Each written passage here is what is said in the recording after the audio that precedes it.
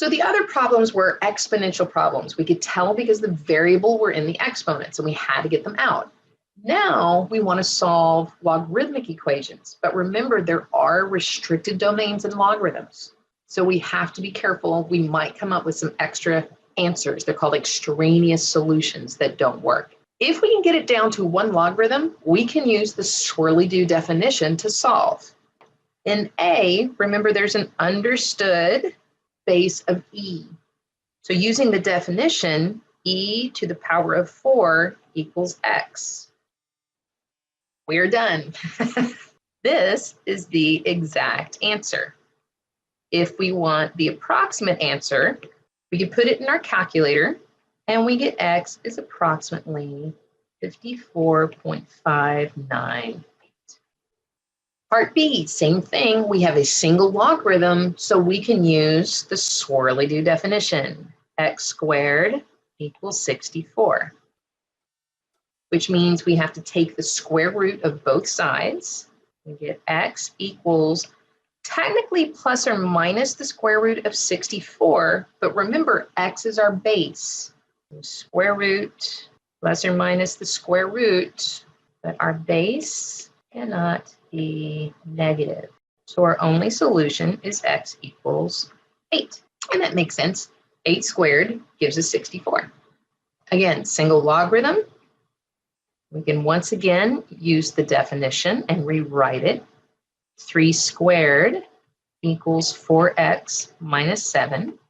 So this one happened to give us a linear equation because that 3 squared is just the constant 9. 4x minus 7. Add 7 to both sides. We get 16 equals 4x. And divide both sides by 4. We get x equals 4. Part D, there's an issue because now we have 2 logarithms and we have a 2 on the other side. So we need to get this in terms of one single logarithm by using our properties.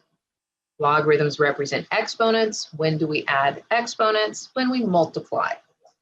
So we have log base 4 of the quantity x plus 6 times the other argument of x, which equals 2. So we can clean up that argument, distribute, and get log base 4 of x squared plus 6x equals 2. Now we have a single logarithm and we can use our definition. 4 squared equals x squared plus 6x. So we've gotten rid of the obstacle of the logarithms.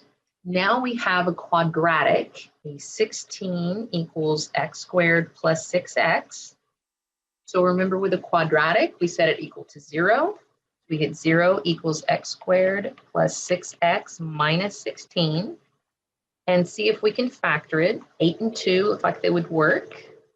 So we get x plus 8 times x minus 2, which would give us 2 solutions of x equals negative 8 and x equals 2.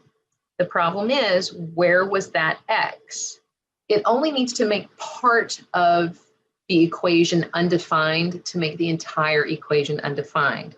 For example, log base 4 of negative 8 cannot happen, not in domain. So our only solution is x equals 2. Now we have a problem with 2 natural logs. What's kind of causing us a little bit of trouble is the 2 in front of the first natural log on the left. So we can rewrite that as the natural log of x squared, move that 2 back to the exponent position, equals natural log of 2x plus 3. Well, we have a base e on the left, a base e on the right. If they're equal to each other, then that means the arguments must be equal to each other. Again, there was no algebra, only an observation. Now we have a quadratic. We're going to set it equal to 0. X squared minus 2x minus 3 equals 0. It is factorable. X minus 3 times x plus 1 equals 0. Looks like we have 2 solutions for the quadratic, x equals 3 and x equals negative 1. Now, notice if I only looked at the natural log on the right, natural log of 2 times a negative 1 plus 3 would give me the natural log of negative 2 plus 3, which would give me the natural log of 1, which is okay. That's why it's important to check, because if it's negative, it doesn't automatically mean that it's out. However, that's just the right-hand side.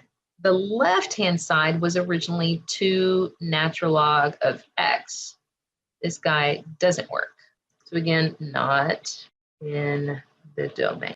It gives us a negative argument. So the only solution is x equals 3. Okay, gang, so that's it. Again, if you have any questions, don't hesitate to contact me. Go to the Math Success Center. You have resources. I believe in you. Way to go. You guys have been working so hard, and I'm so proud. I'll talk to you soon. Bye.